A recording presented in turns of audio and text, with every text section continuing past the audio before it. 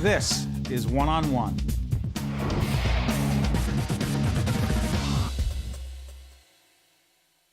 Joe Della Fave is the Executive Director, Ironbound Community Corporation. They've been there since 1969 here in the city of Newark. Good to see you, Joe. Good to see you, Steve. Thank you. For people who do not know the Ironbound section of the city of Newark, describe it. One of the richest sections of anywhere in terms of cultural diversity and, just richness of people. More than half the community has emigrated there in the last 15, 20 years. More than 2/3 of that community is foreign-born. From what kind of places? Well, coming from Portugal, from Spain early on. In the last 10, 15 years, mostly Central and South America, including Brazil. So you have Spanish, Portuguese, English, and everything our organization does is in 3 languages. Soccer big down there? Soccer is big, and so is Little League Baseball and other things, but you know darn well soccer is enormous in the Ironbound. And you know what's interesting, Joe? We've had many conversations offline as well, and being someone who knows the city as well as you do, this question is something that a lot of people think about, but I want to put it on the table. The Ironbound does so well. We had Armando Fontoura, the sheriff, who comes from the Ironbound, who talked about how vibrant it is, that the economy is strong there, that crime is low, and things are great. I often ask myself the question, in some ways, is the Ironbound actually a separate city from the rest of the city of Newark? Is it?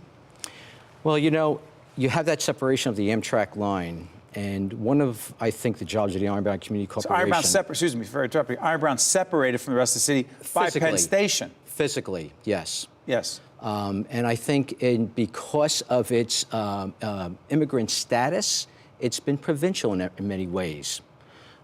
People don't necessarily go out of the Ironbound because they have so much there to take care of themselves with. The shopping, the busy Ferry Street commercial district, it's there. On the other hand, Steve, I will tell you that in some ways it is very much like the rest of the city. More than 2/3 of the census tracts in Ironbound have high poverty rates. If you go down to the East Ferry area, in 2 of the census tracts of almost 8,000 people, you have a poverty rate of over 30%. You have 25% of adults with less than a 9th grade education. More than almost 60% of adults without a high school degree, which is greater across the Ironbound, which is higher than the actual city of Newark statistic. So it's a funny type of demographic there. Rich, vibrant community, people working hard, yet at the same time, in the underbelly of things, you have lots of struggles among people. Describe your organization and how you attempt to respond to some of those issues, some of the programs. We service 1,000 people every single day with programs ranging from early childhood education to senior services and just about everything in between. We essentially try to do 2 things. One is to strengthen children and families through our direct services, really engage and empower them. And the second thing is to engage people in the life of their community through community planning efforts, environmental cleanups, park development, as in Riverfront Park, which we celebrated the opening of last year. We should make clear that Riverfront Park, sorry for interrupting. Riverfront Park has had a history of environmental problems, fair to say? The riverfront was a barren site, an industrial site, heavily polluted in some areas, completely unused. Now it is an absolute gem and is the beginning of the entire riverfront of Newark being such a major, I think, attraction and quality of life enhancement. What impact could it have? I'm sorry? What impact could that have? What's happening in Riverfront Park? It has multiple impacts. Number one, it doubles the amount of open space in Ironbound itself, which was park deprived. Only a half an acre. Only half acre of open space for every 1,000 residents, compared to, say, New York City, which has 9.5 acres, and that's on the low end. Montclair, you're talking about 35 acres or whatever. So it enhances quality of life in the neighborhood. Secondly, as it makes its way around Penn Station, it will be an attraction for downtown and for visitors as well. So it will enhance the life of the city. And thirdly, it can become a unifying agent in the city of Newark. Newark Riverfront Revival, which is a citywide effort, and Ironbound Community Corporation together in partnership have been programming the city. So not only do we have Zumba nights and movie nights And not only do we have Portuguese cultural events there, we have gospel nights there. We have jazz nights. So the attempt is to draw people from all over the city and it become really a unifying element within a city. You know, Joe, what's so interesting is people who visit, one of my favorite restaurants, by the way, down there is Forno's. Sure. But it's one of many. People who visit, you often walk around in Forno's or other restaurants down there, and an awful lot of people are not from Newark. They are from the suburbs, they're from other communities. And I think to myself, people feel awfully safe in the Ironbound. Why is that? Well, I think because of the vibrant street life. So Ferry Street obviously Is it mostly Ferry Street? Is it mostly restaurants? Ferry Street is alive commercially. I think the rest of the neighborhoods, people, you know, are on their front stoops a lot, so you get some of that. But at the same time, I think what you're looking at when you look at Forno's, when you look at that commercial area, is vibrancy, daytime and nighttime. The rest of the Ironbound is quiet. It's a lot more sedate. And so it's not unlike some other neighborhoods within Newark as well. How do you see your role? It's interesting. When you talk about the city and the rest of its problems, how do you see your role as a community leader in the Ironbound section where people do say, hey, look at the great things going on in the Ironbound, right? But then you're talking about other sections of the city that are struggling, like you're talking about poverty rate in the Ironbound. But one of the dilemmas is that while you have that, you have all these other great things going on.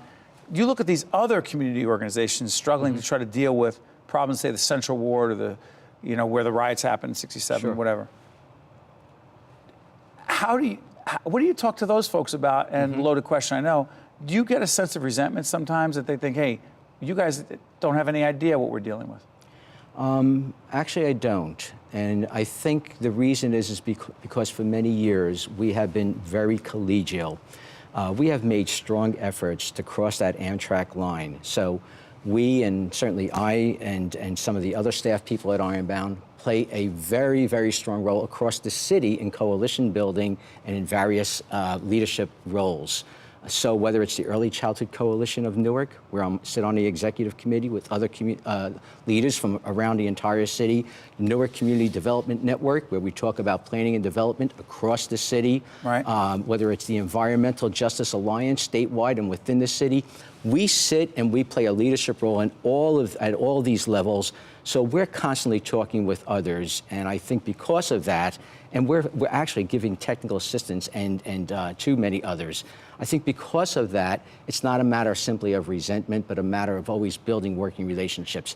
Everything in the end is about relationships, whether it's with a client, whether it's across the city with your colleagues, whether it's with your funders and corporate supporters. Absolutely. Everything's about relationships, and I think that's where we have a strength. And Joe's organization has been incredibly helpful to us. We've done a series of public forums dealing with the ACA, the Affordable Care Act, and Joe and his team at the Ironbound Community Corporation has helped bring people together and helped educate folks about the complexity of that law and how they need to access it. So, Joe, I want to thank you for joining us here at NJIT. Joe Della Fave is the Executive Director, Ironbound Community Corporation. Joe, I want to thank you and I wish you and your organization nothing but the best. I appreciate it, Steve. Thank you very, very much. You got it. Stay with us. We'll be right back as Newark faces some fascinating crossroads down the road. We'll be right back after this.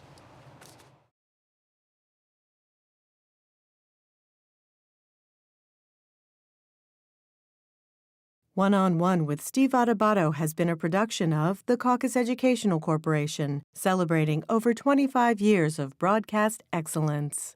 Funding for this special edition of One-on-One with Steve Adubato at NJIT has been provided by New Jersey Institute of Technology, Prudential Financial's Global Communications Department, Audible.com, Barnabas Health, TD Bank, Josh S. Weston, and by the law firm of Gibbons, P.C. Transportation provided by Airbrook Limousine, serving the metropolitan New York, New Jersey area. This program has been made possible in part by the Fidelco Group.